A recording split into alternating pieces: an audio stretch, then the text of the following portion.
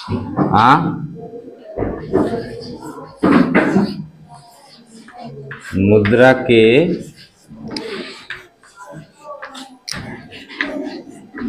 दोष।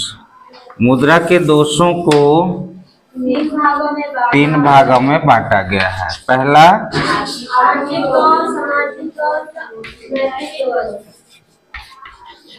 आर्थिक दोष, दूसरा सामाजिक दोष,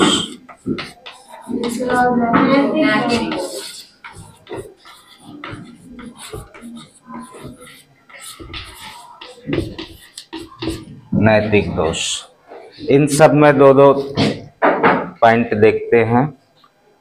आर्थिक दोष में व्यापार चक्रों का जन्म। आर्थिक दोष में पहला है व्यापार चक्रों का जन्म। आपको सबसे पहले ये देखना है कि मुद्रा के दोष में बताना क्या है। मुद्रा के दोष में वो भी आर्थिक क्षेत्र में क्या प्रॉब्लम क्रिएट होता है, इकोनॉमिक सेक्टर में मुद्रा के कारण। तो व्यापार चक्रों का जन्म होता है। व्यापार चक्र का मतलब मैंने आपको पहले ही बताया है, तेजी और मंदी की स्थिति को व्यापार चक्र कहते हैं। ये एक चक्र चलता है जिसमें कभी तेजी आ जाती है और कभी मंदी आ जाती है। ये चक्र चलता रहता है, तेजी और मंदी का चक्र, और इसे ही व्यापार चक्र कहते हैं। अभी तो आपने समझा कि व्यापार चक्र किसे कहते हैं। और इस व्यापार चक्र से प्रॉब्लम क्या होता है, ये पहले भी मैं आपको बताया हूं कि मंदी की स्थिति में वस्तुओं की कीमतें बहुत कम हो जाती हैं। वस्तुओं की कीमतें कम हो जाती हैं तो जितने भी उत्पादन करता है वो उनको लॉस होता है, नुकसान होता है, और वे अपना उत्पादन बंद कर देते हैं। क्योंकि जब फैक्ट्रियां बंद होंगी, उद्योग बंद होंगे, तो स्वाभाविक सी बात है कि बेरोजगारी बढ़ेगी और लोग भूखे मरेंगे। कीमतें कम होंगी और आप ये मत समझिएगा कि इससे तो हमको फायदा होगा, वस्तुओं के दाम कम होंगे। वस्तुओं के दाम कम होने से उद्योगपतियों को नुकसान होता है, उत्पादनकर्ताओं को नुकसान होता है, और वे घाटे में तो उद्योग नहीं चलाएंगे ना, वे अपना फर्म बंद कर देते हैं। फलस्वरूप हजारों लाखों मजदूर जो है बेरोजगार हो जाते हैं। मंदी की स्थिति में ये समस्या निर्मित होती है। तेजी की स्थिति में वस्तुओं की कीमतें बहुत ज्यादा बढ़ जाती हैं और लोग अपनी सीमित आय से उन वस्तुओं को खरीदने में समर्थ नहीं हो पाते हैं। माने उनके पास पैसे कम रहते हैं, दाम अधिक हो जाएगा तो नहीं खरीद पाते हैं।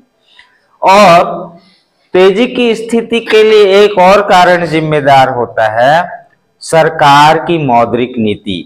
सरकार जब जरूरत से ज्यादा मुद्रा छापती है, जारी करती है, तो भी तेजी की स्थिति उत्पन्न होती है। तो कुल मिलाकर के मैं आपको अगर ये बताऊं कि मुद्रा की वजह से व्यापार चक्र का जन्म होता है, और व्यापार चक्र चाहे वो तेजी हो चाहे मंदी, दोनों ही परिस्थितियां जनता के लिए नुकसानदायक और तकलीफदेह होती है। और इस व्यापार चक्र का मुख्य कारण, मुख्य वजह मुद्रा ही है। दूसरा,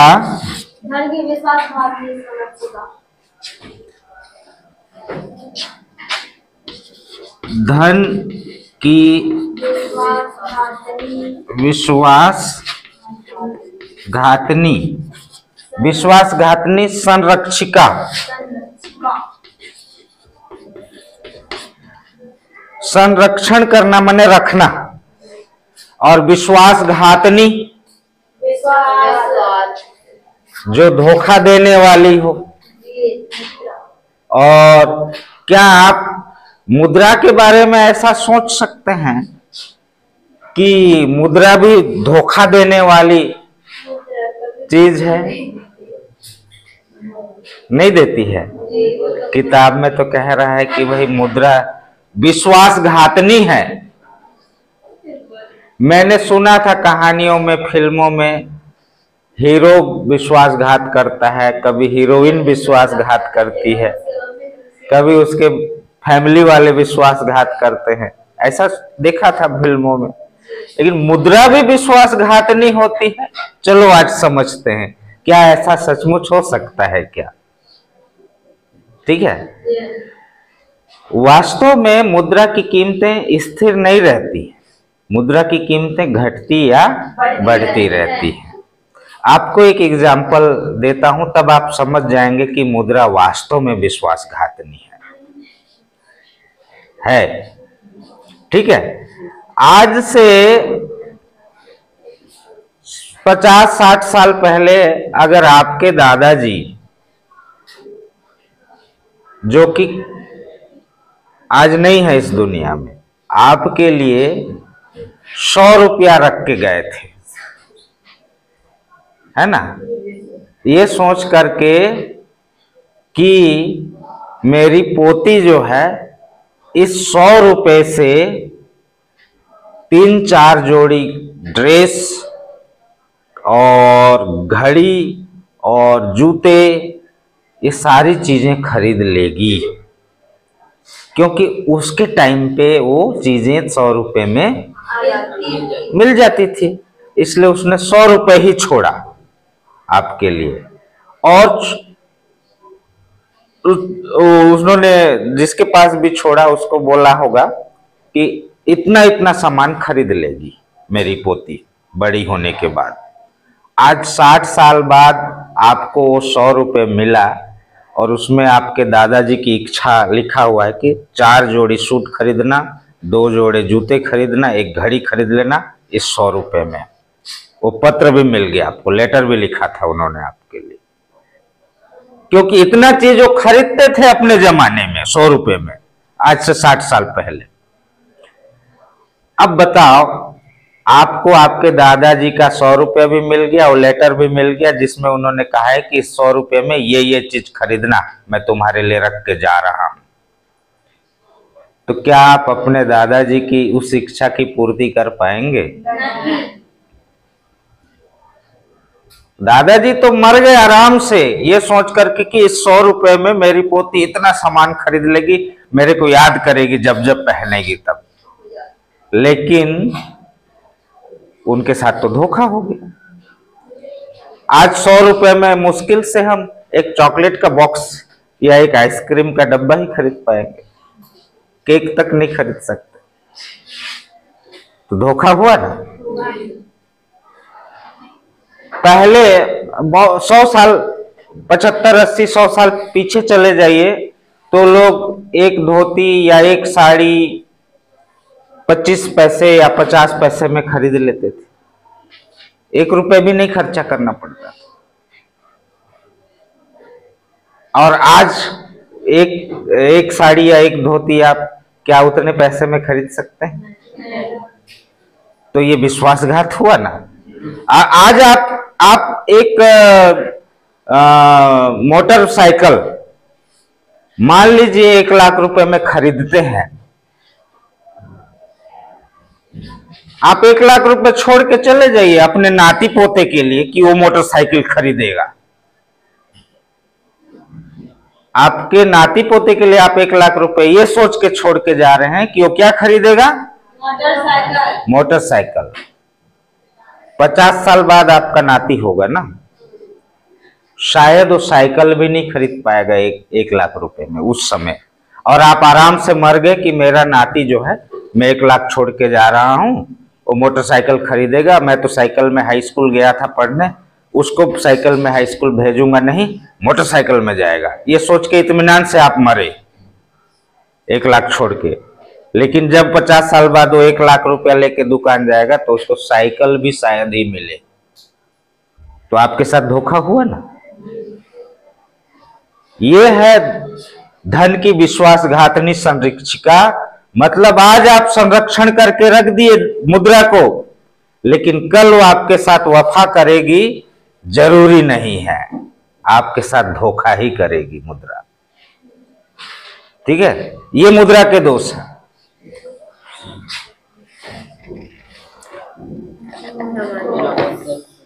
एक और पॉइंट बता दे रहा हूं, मुद्रा सेविका नहीं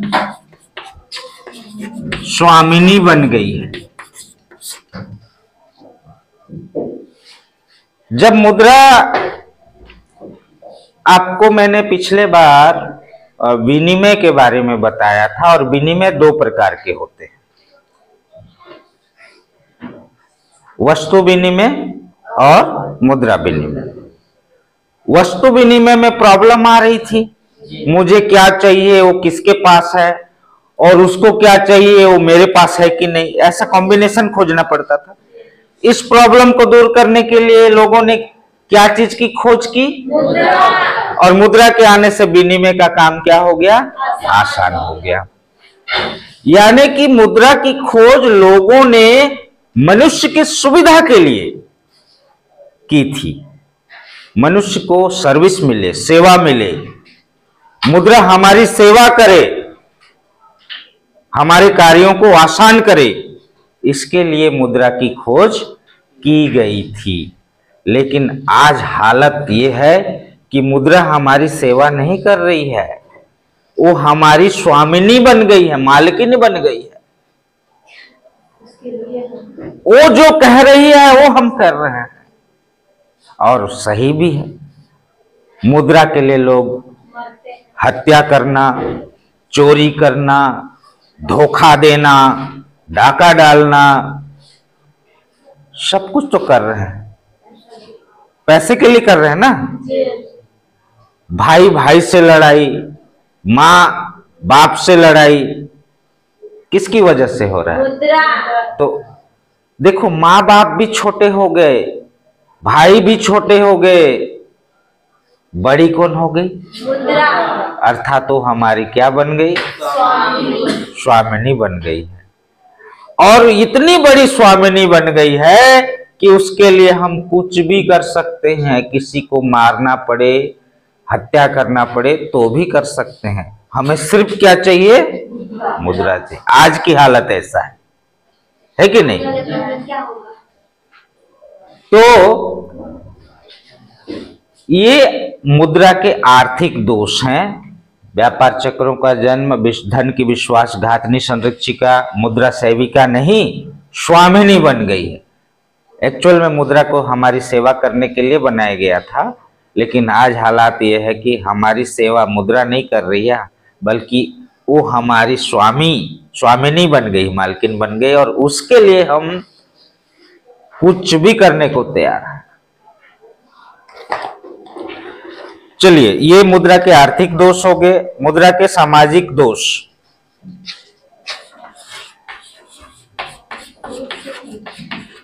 शोषण। मुद्रा की वजह से जो पूंजीपति वर्ग है, धनी वर्ग है, वो अपने अधीनस्थ कर्मचारी या मजदूरों का शोषण करने से नहीं चूकते हैं, क्योंकि ये माना जाता है कि जिसके पास पैसा है उसके पास सब कुछ है, और जिसके पास पैसे नहीं है उसके पास कुछ भी नहीं है। आप इस चीज को अनुभव भी करते होंगे, आज के समाज में पैसे वालों का ज्यादा महत्व है ना, और जिसके पास पैसे नहीं है, भले ही वो कितना भी ईमानदार है, कितना भी सही आदमी है, उसका कोई विशेष इज्जत समाज में, पैसे का ज्यादा इज्जत है पैसे वालों का। तो पैसा और कमाए हम, ज्यादा से ज्यादा अर्निंग हो पैसे की, इसके लिए क्या करते हैं? शोषण करते हैं। पूंजीपति वर्ग मजदूर वर्गों का, गरीब वर्गों का शोषण करते हैं, माने उनको पर्याप्त मजदूरी नहीं देते, उनको पर्याप्त सुविधाएं नहीं देते। अभी आपको एक जानकारी मैं देना चाहूंगा। अभी हमारे छत्तीसगढ़ के इस क्षेत्र में इलेक्शन है, राज्य का इलेक्शन है। कितने तारीख को है आपको मालूम है? 17 तारीख को। ये द्वितीय चरण का डेट है 17 तारीख। फर्स्ट चरण यानी पहला शिफ्ट का वोटिंग हमारे छत्तीसगढ़ में उससे पहले होगा, कहीं और छत्तीसगढ़ के किसी अलग एरिया में। क्या उस क्षेत्र का नाम आप बता सकते हैं जिधर वोटिंग होगा? बस्तर क्षेत्र में। Very good. वो डेट क्या है? हमारे इस क्षेत्र में 17 तारीख को चुनाव है। बस्तर क्षेत्र में चुनाव कब है? वो छत्तीसगढ़ ही है ना? वो 17 को नहीं है, उससे पहले 7 तारीख को है। ठीक है। हमारे इलेक्शन कमीशन, चुनाव आयोग ने ये आदेश जारी किया है कि चुनाव के दिन जो भी कर्मचारी, मजदूर, जो भी जहां काम करते हैं, चाहे वो सरकारी हो, चाहे प्राइवेट हो, चाहे किसी के दुकान में भी काम करते हैं, सबको छुट्टी मिलेगी चुनाव के दिन। इसके साथ और एक इंपॉर्टेंट बात, छुट्टी मिलेगी बस उसी से खुश मत होइए। छुट्टी का पूरा पैसा मिलेगा, उस दिन का पूरा वेतन मिलेगा, जो जहां भी काम करता है उसका मालिक देगा। ये आदेश जारी किया है चुनाव आयोग ने। लेकिन आप मुझे बताइएगा, आपके अपने एरिया का ऑब्जर्वेशन कीजिएगा कि क्या सचमुच में इस आदेश का पूरी तरह से पालन लोग करेंगे, या वो मजदूर जो किसी के दुकान में काम करता है, इस आदेश के बारे में उसको कोई जानकारी है? 17 तारीख को वोट डालने जाएगा, काम नहीं करेगा दुकान में, लेकिन क्या उसका मालिक उसको, वो दुकानदार जो है, वो दुकान का मालिक उसको भुगतान करेगा? कल तुम नहीं आए थे, वोट डालने गए थे, लो पैसा, बोलेगा? क्यों नहीं बोलेगा? क्योंकि उस मजदूर को जानकारी नहीं। यही है शोषण। तो आप, मैं तो अब ये वीडियो भी जाएगा तो बहुत सारे लोग देखेंगे, तो हो सकता है कि बहुत सारे लोग में अवेयरनेस आ जाएगा, चेतना आ जाएगी। आप भी अपने आसपास के लोगों को जो कि कहीं काम करते हैं उनको बताइएगा कि 17 तारीख को इलेक्शन है हमारे इस क्षेत्र में, और उस दिन सरकार के द्वारा, चुनाव आयोग के द्वारा छुट्टी घोषित की गई है। उस दिन आप एक दिन पहले बता दीजिए कि चुनाव के डेट में हम काम करने नहीं आएंगे, गवर्नमेंट ने छुट्टी घोषित की है और हम पूरा वेतन लेंगे, ये भी बता दीजिए। और नहीं देता है वेतन सामने वाला, उसका जो मालिक है, तो सीधा आप चुनाव आयोग को एक पत्र लिखिए, ईमेल कीजिए, एक फोन लगाइए। सारा चीज तो आजकल दिखता है मोबाइल पे, उस पे कार्रवाई होगी। अर्थात छुट्टी भी मिलेगी, पूरा वेतन भी मिलेगा, चाहे वो सरकारी हो, चाहे निजी हो, प्राइवेट हो, कुछ भी हो, काम करता है कहीं तो उसका मालिक उस दिन का तनख्वाह उसको पूरा देगा। ये बताइएगा। अगर नहीं देता है तो वो कहलाएगा शोषण। की मुख्य वजह है मुद्रा। लोग मुद्रा को अधिक से अधिक अपने पास रखना चाहते हैं, देना किसी को नहीं चाहते, और इसके लिए जो भी शोषण करना पड़े शोषण करते हैं। अब दुकान में काम करने वाला जो सामान बोरा वोरा को इधर उधर करता है, वो अपने दुकान मालिक को बोलेगा कि मालिक, वो गवर्नमेंट ने आदेश जारी किया, चुनाव आयोग ने आदेश जारी किया है कि 17 तारीख को छुट्टी है, लेकिन पैसा देना पड़ेगा, बोलेगा तो उसका मालिक क्या कर सकता है आप जानते हैं? गुस्से में उसको निकाल भी सकता है कि नहीं?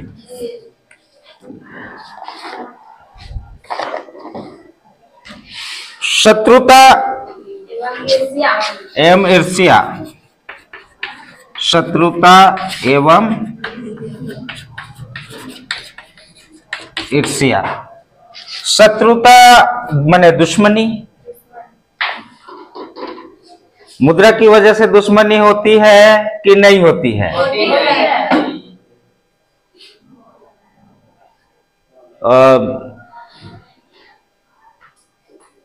मैंने एक अपने मित्र को उधारी दिया था पैसा।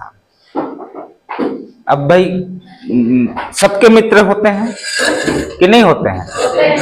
और सब किसी कभी ना कभी मित्रों को प्रॉब्लम होती है कि भाई दे ना यार, मेरे को 500 या 1000 दिए काम है, ऐसा बोलते हैं ना। तो वो मेरे से 2000 या 3000 कुछ उधारी मांगा और बोला कि मैं लौटा दूंगा आपको, मांगना नहीं पड़ेगा, मैं 15 दिन में लौटा दूंगा बोला ना। अब किसी को आप 2-3 हजार दिए रहोगे तो 15 दिन बाद लौटा दूंगा बोले रहेगा, तो आप दोस्त भी है आपका, तो शायद आप 15 दिन नहीं मांगोगे, 30 दिन भी नहीं मांगोगे। मैं उसको 2-3 महीना भी नहीं मांगा, लेकिन वो मिलता भी था, रेगुलरली मिलते थे हम, लेकिन वो ना तो उस पैसे का जिक्र करता था ना मैं भी उसका जिक्र करता था, लेकिन मन मन में सोचता था आज दे देगा टाइप से लगता था ना। नहीं दिया, 3-4 महीना 6 महीने हो गए नहीं दिया, रोज मिलता था।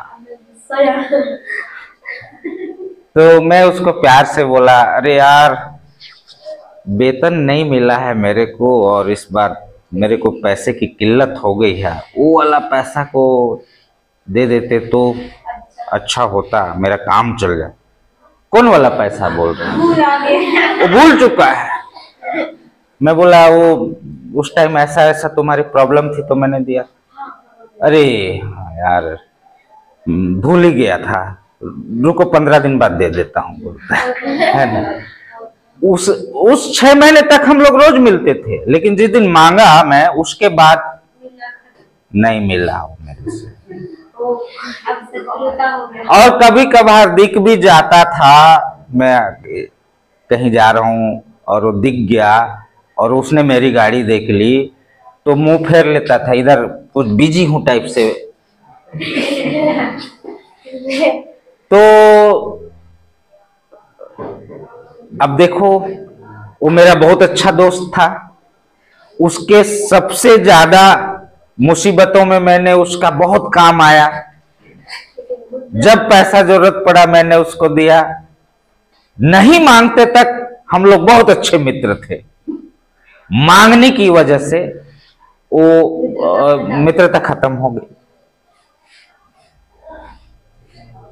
तो मैं एक और दूसरे दोस्त से मैं इस विषय में चर्चा किया कि यार मैंने एक अपने उस फलाने दोस्त को उधारी दिया था, वो मेरा बहुत जिससे मैं चर्चा कर रहा हूं वो भी अच्छा दोस्त है, और जिसने उधारी की वजह से मेरे से मिलना छोड़ दिया वो भी अच्छा दोस्त है, अभी भी है मेरे मन में, वो भी मुझे अच्छा ही मानता होगा, पैसे की वजह से बस नहीं मिलता है मेरे से, हो सकता है। तो मैंने उससे चर्चा की कि अरे यार मैं हमेशा किसी की मदद ही करता हूं, चाहे कोई भी हो, अगर मेरे से मदद मांगता है और मेरे पास मैं मदद करने लायक रहता हूं तो मैं कर देता हूं, लेकिन मेरे साथ बुरा ये होता है कि मैं जिसके साथ मदद करता हूं उसके साथ मेरी दुश्मनी हो जाती है। क्यों ऐसा होता है? मैंने उससे पूछा तो वो बोला पैसे ही है दुश्मनी की वजह, ये जो शत्रुता की वजह है ना पैसे ही है, वो बोला। मैं बोला कैसे? आप उधार मांगता है कोई तो तुरंत दे देते हो, आपके पैकेट पे पैसा रहता है, और चूंकि आप अर्थशास्त्र के टीचर हो तो भूलते नहीं हो 1 रुपया भी, आप वापस मांगते हो, और जब वापस मांगते हो तो सामने वाला आपको गुस्सा जाता है। इसलिए मैं आपको एक राय दे रहा हूं, बोला वो। राय मतलब समझते हो क्या? सलाह। किसी को कोई आपसे उधार मांगे तो आप पैसा दे दोगे, फिर उस पैसा को वापस मांगोगे तो दुश्मनी होगी। उससे बचने के लिए कोई आपसे पैसा मांगे तो उस समय डायरेक्ट बोल दो कि मेरे पास पैसे नहीं हैं, उसको ज्यादा दुख नहीं होगा और किसी और को मांगने जाएगा और आपका संबंध बना रहेगा। आप अच्छा बनने के चक्कर में उसको पैसा दे दिए तो उसकी और आपकी दोस्ती खत्म। नहीं है बोलोगे तो आपकी और उसकी दोस्ती हमेशा बनी रहेगी। उसका सलाह मुझे याद है, तो अब मैं अपने दोस्तों को उधारी देना बंद कर दिया और आज अच्छी दोस्ती है सबसे। और वो जो 2-3 हजार लिया था उसको बोल दिया कि रहने दे यार, वो पैसा को मिला, फिर मैं बोला रहने दे उसको मत वापस करना। और फिर अब हम लोग मिलने लग गए ऐसा बोलने के बाद। तो मुद्रा जो है शत्रुता की मुख्य वजह है। ईर्ष्या, द्वेष, नफरत करना, जेलसी पैदा करता है मुद्रा। स्वाभाविक बात है, अगर आपके सामने से कोई बहुत बढ़िया कपड़ा पहन के, कान का, नाक का, गले का पहन के गुजर जाए, लड़कियों के लिए बता रहा हूं, तो ये भावना पैदा होती है कि नहीं आपके में? बताइए। हाँ, मैं सबके लिए नहीं कह रहा हूं भाई, कुछ लोग महान हो सकते हो। आपके पड़ोस में कोई बहुत पैसा वाला है, उसकी बहुत पैसा वाला है, उसके पास 2-3 मंजिला बिल्डिंग है, आपका इधर खपरा वाला घर है, वो गाड़ियों में आना जाना करता है और आप साइकिल में आना जाना करते हो, जेलसी नहीं होती है आपके? तो यही तो है ईर्ष्या। मेरे को लगता है हर इंसान में थोड़ा मोड़ा जेलसी रहता है, और जिसमें जेलसी नहीं है ना वो महात्मा है। महात्मा बोल दो, साधु। हर इंसान में रहता है ना थोड़ा मोड़ा जेलसी। कुछ लोग शो कर देते हैं, मतलब अपना जो जलन है ना उसको दिखा देते हैं चेहरे से, और कुछ लोग ना अंदर अंदर जलते हैं, अंदर मुस्कुराते हैं। अलग अलग किस्म के आदमी रहते हैं ना। मैंने ऐसे लोगों को भी देखा है कि वो जो छुपा नहीं पाते वालों को बात बोल रहा हूं, जेलसी उनके अंदर इतनी रहती है कि पसीना पसीना हो जाते हैं, उनका बीपी बढ़ जाता है, सांसें तेज तेज चलने लगती है। और कुछ लोग को मैं ऐसा भी देखा हूं जो अंदर में उनका आग दहकता रहता है लेकिन बाहर से ऐसे करते हैं। अब बढ़िया गाड़ी लाए हो, नया गाड़ी है, कितना पड़ा, अंदर आग दहक रहा है। तो जेलसी, ईर्ष्या। अच्छा, सभी लोग बराबर होते, किसी के पास मुद्रा दुनिया में होती ही नहीं, तो ये शत्रुता भी नहीं होती और ये ईर्ष्या भी नहीं होती। सभी लोग बराबर होते, कोई किसी का शोषण भी नहीं करता, कोई अमीर नहीं होता, कोई गरीब नहीं होता, सब बराबर होते। सबको खेत जाना पड़ता, सब धान काट के लाते तब खाते। तो क्या जलन? लेकिन जलन इसलिए पैदा होता है कि एक आदमी के पास इतना पैसा है कि वो बिल्डिंग, गाड़ी, मोटर में रात दिन घूम रहा है, दूसरा बाजू वाला बैल चराने जा रहा है, तो गुस्सा लगेगा कि नहीं लगेगा? तो ये है ईर्ष्या की बात। और किसकी वजह से ये शत्रुता और ईर्ष्या पैदा हुई? मुद्रा। सामाजिक प्रतिष्ठा का द्योतक।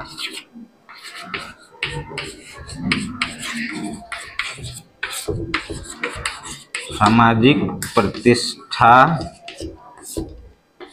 का द्योतक। द्योतक माने होता है सूचक, इंडिकेटर।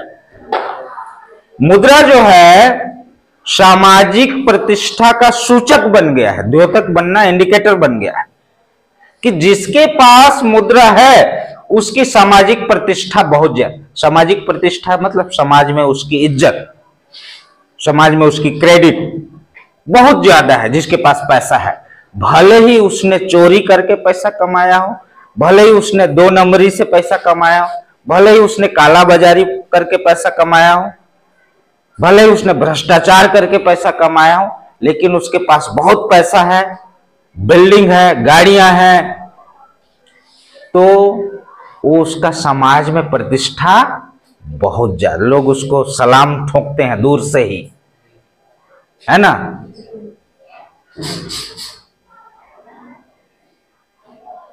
और जिसके पास पैसा नहीं है उसकी सामाजिक प्रतिष्ठा रहती है आज के डेट पे, कुत्ता भी नहीं पूछता वाला बात हो जाता है।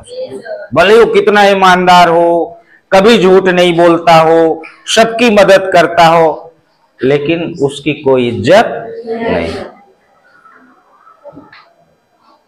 मुद्रा जिसके पास है उसकी सामाजिक प्रतिष्ठा है आज के डेट पे। ऐसा मैं नहीं बोल रहा हूं भाई, आप मतलब ये घर जाके मत बोलना कि संजय सर बोल रहे थे जिसके पास पैसा है उसका इज्जत है, गरीब का इज्जत नहीं है, ऐसा संजय सर बोल रहे थे, मत बोलना। ऐसा आज के हालात है उसको बता रहा हूं मैं, और इस चीज को आप महसूस करते हो कि नहीं?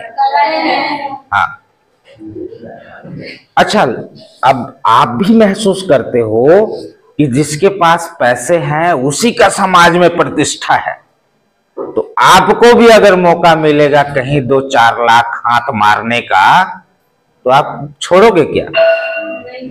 छोड़ोगे क्या? नहीं छोड़ोगे। अरे पैसा जैसे भी मिले, पैसा मिले तो हमारा प्रतिष्ठा भी मिलेगा। तो लोग क्या करते हैं, 1 नंबर सड़क बनाना है, 2 लाख का शौचालय बनाना है,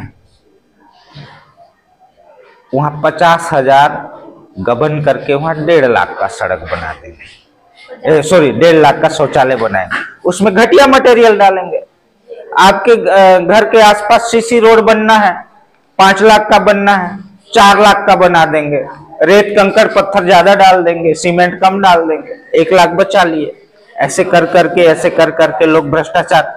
मैं खाली सीमेंट रेत बनाने वाले ठेकेदारों की बात नहीं कर रहा हूं, मैं आज के चलन की बात कर रहा हूं। लोग जहां भी भ्रष्टाचार करने का मौका मिलता है करना चालू कर देते हैं, क्योंकि पैसे से ही क्या मिलती है? प्रतिष्ठा। बिना पैसे के प्रतिष्ठा नहीं मिलती है। समाज में इज्जत तभी मिलेगी जब आदमी के पास मुद्रा है। ये आज का कंडीशन है। समाज नैतिक दोष, मुद्रा के नैतिक दोष में 3 बताता हूं पॉइंट आपको। असामाजिक प्रवृत्ति के कार्यों में वृद्धि, असामाजिक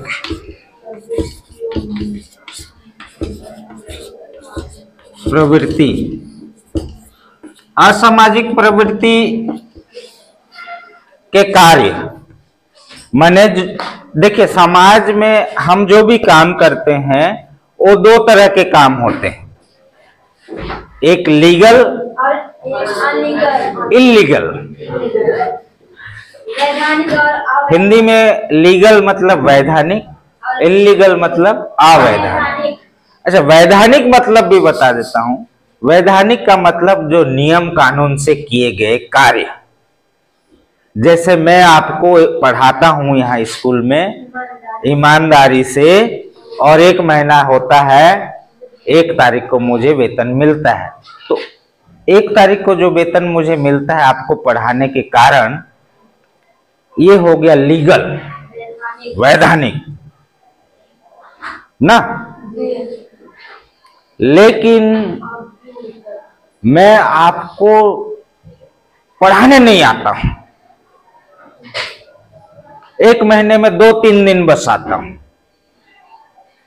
और उस दौरान मैं कहीं और काम करने चले जाता हूं, जैसे जुआ खेलने, चोरी करने, डाका डालने, क्योंकि यहाँ मैं आपसे 1 महीना आपको पढ़ाता हूं तो मुश्किल से 1 लाख रुपए मिलता है 1 महीने में,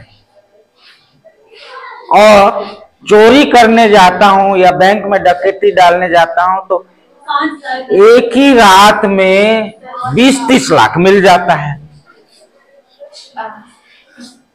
तो अब बताओ कि मेरा कौन सा कार्य वैधानिक है और कौन सा कार्य अवैधानिक है?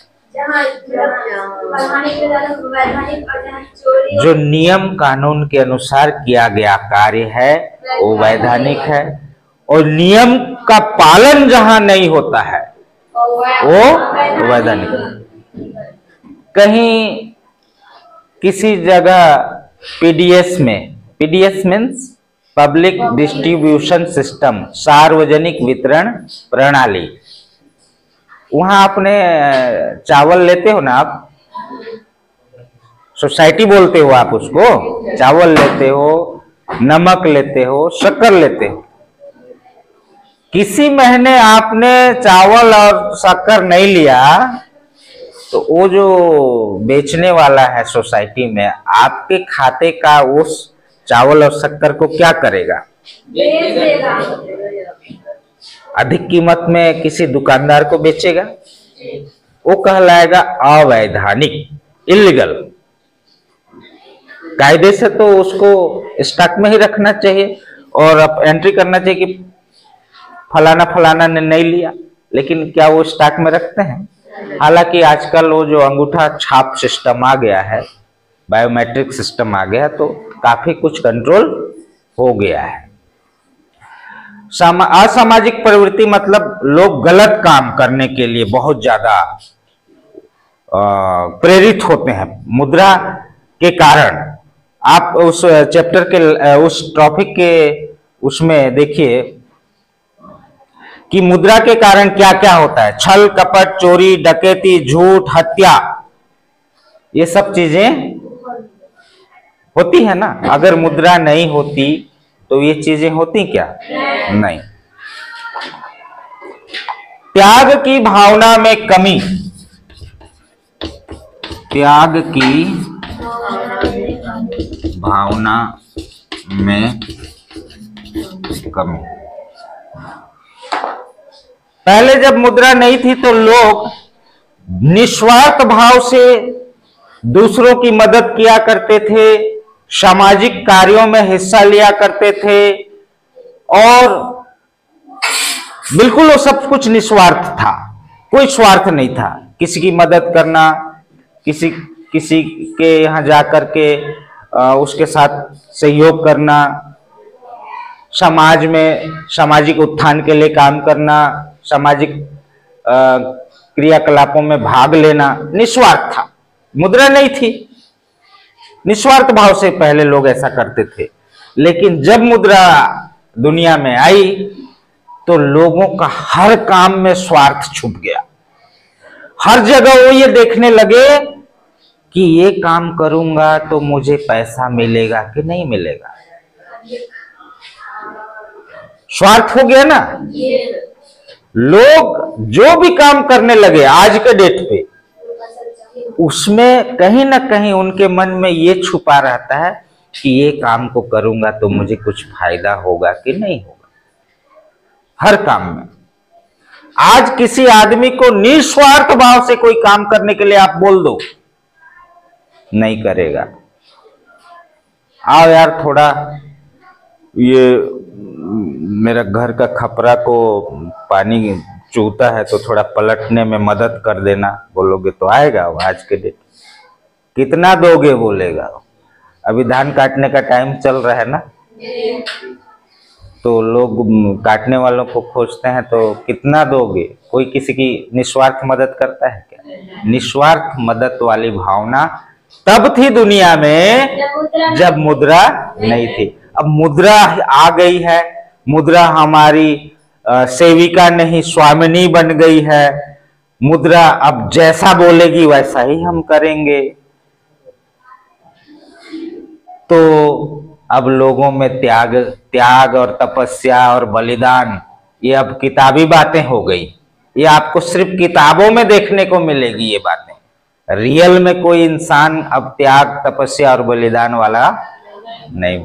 आपने बहुत सारे ढोंगी बाबाओं को देखा है कि नहीं समाचार टीवी में? पहन लेते हैं चोला कुछ और हरकतें उनकी रहती हैं कुछ और। तो क्या वो त्यागी कहलाएंगे? सब मुद्रा का खेल है। तो ये मुद्रा देखिए, आपने मुद्रा के दोष, मुद्रा की अच्छाइयां बुराइयां सारा चीज देख लिया है। अब सविवेक से फैसला कीजिएगा कि मुद्रा को आप अपने लाइफ में मालकिन बनने मत दीजिएगा, मुद्रा को सेविका ही बना के रखिएगा। ठीक है।